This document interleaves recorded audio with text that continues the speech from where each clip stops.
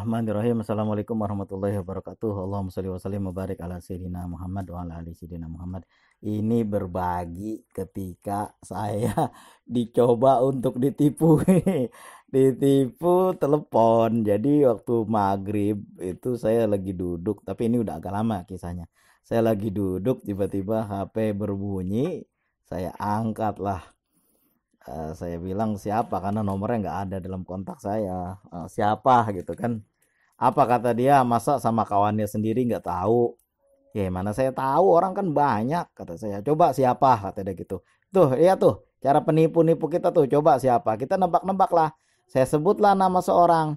Mas Heru ya, kata saya. Saya teringat kawan saya. Iya aku Heru, kata dia kan. Saya bilang, kok Mas Heru dialeknya nggak ada dialek Jawa, datar-datar aja. Itu langsung berubah dialeknya. Opo. Ika ku opo. Dia bilang kan, kata dia tuh. Enggak, saya bilang gini. Ini benar Mas Heru? Iya, kata dia. Kok Heru sebelum dia melancarkan apa namanya itu tipuannya. Saya udah tahu. Saya bilang, bukan begitu Mas Heru. Mas Heru kan orang Batak. Kok ngomongnya pakai dialek Jawa? Kata saya kan. Itu langsung ditutup apanya itu HP-nya itu. Karena udah ketahuan belangnya. Jadi kan itulah gak berhasil. Saya udah tahu kok, masa kita tiap hari baca selawat kena tipu juga. Orang dia baru ngomong nih, dia baru ngomong gini nih, coba tebak siapa. Oh, saya mah gak punya teman jauh-jauh yang pakai HP nelpon orang kawan sekitar saya aja pun. Dulu itu waktu saya masih tinggal di kota, kalau ada orang, saya pernah ketemu sama dosen saya gitu kan. Saya sholat di masjid, ketemu dengan dosen saya. Dia nanya nomor HP saya berapa. Saya bilang, Pak, saya kagak punya HP, kata saya kan. Itu pun tadi barusan yang saya cerita, itu bukan HP saya, HP anak. Jadi saya bilang saya nggak punya HP. Kemudian kalau Bapak nanti gimana kalau saya mau cari, kata dia kan. Saya bilang cari aja, saya di masjid ini setiap hari ada, kata saya. Setiap hari ada, kata saya. Nah jadi kan saya teringat itu ada satu orang yang berusaha ditipu juga kayak begini, kayak saya tadi modusnya itu kan. Seolah pura-pura kenalan, pura-pura orang kenal. Nah, jadi ditanya sama dia, ini siapa, Pak RT ya? Dia bilang, iya aku Pak RT, katanya kan. Kenapa Pak RT? Ujung-ujungnya dia minta transfer duit karena Pak RT lagi kesusahan di jalan, nanti pulang saya ganti. Apa kata dia begini, Pak RT, saya kan udah kenal sama Pak RT dari masih kecil ya. Iya, dari masih kecil-kecil. Pak RT tahu kan siapa bapak saya namanya? Siapa ibu saya namanya? Coba supaya RT sebut, kata dia. Nggak tahu dia. Nah itulah. Makanya besok-besok kalau ada yang nipu kayak gini siaga aja. Banyak banget tipuan nih. Ada undangan di WA, begitu dibuka langsung rekening kita terkuras. Kalau mau kuras rekening, kuras aja. Uang rekening saya isinya cuma 50.000.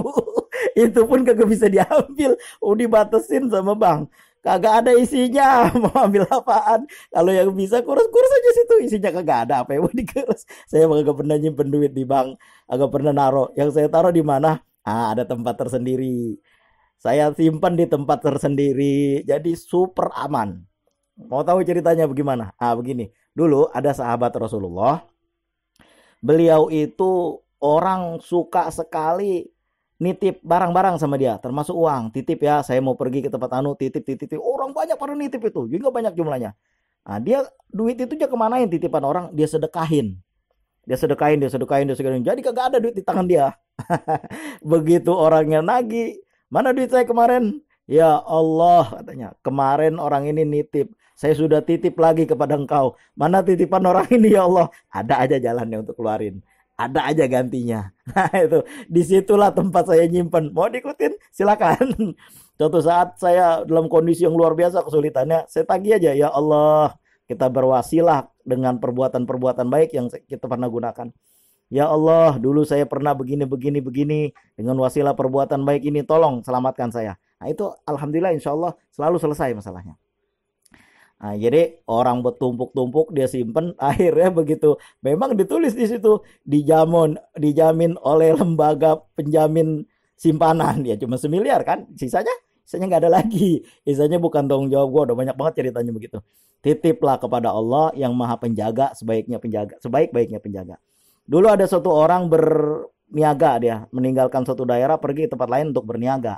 Nah Ketika dia berniaga, dia berdoa kepada Allah, ya Allah, saya titip anak saya, rumah saya, anak saya dalam kandungan, rumah saya titip, katanya kepada engkau. Dia lupa bilang, saya titip istri saya juga. Dia kelupaan. Nah begitu dia datang, rupanya istrinya melahirkan dan meninggal. Karena dia tidak titip kepada Allah, namanya juga ajal di tangan Allah, kan itu cuma asbab doang. Jadi kita titiplah kepada tempat menitip sebaik-baiknya penitipan. Ada nggak tuh cerita orang di dalam tempat penyimpanan tuh yang resmi itu? Nggak usah saya sebutlah apanya, itu uang hilang. Ada nggak? Banyak juga, banyak begitu. Mudah-mudahan kita semuanya mempercayai titipan kepada Allah Subhanahu wa taala dengan cara kita titip pada Allah Subhanahu wa taala. Jadi itulah kisah saya hampir kena tipu ya, kagak bakalan bisa. Orang saya juga tahu trik dia. Mudah-mudahan Allah mudahkan segala urusan kita di bulan Ramadan yang mulia ini. Jangan lupa kita titip punya kita kepada yang maha penjaga sebaik-baiknya. Ada kayak ini emangnya itu duit lu mau bawa mati? Ah itu ada itu. Jadi ini ada suatu kisah saya dikisahkan sama saudara saya. Itu ketika itu ya orangnya dia juga cerita. Dia yang cerita. Jadi saya waktu itu pergi ke pesantren. Pesantren nganterin anak nih kata saudara saya. Di tengah jalan rupanya ada kebutuhan uang untuk pesantren kalau nggak salah saya untuk apa ya? 1,5 juta aja.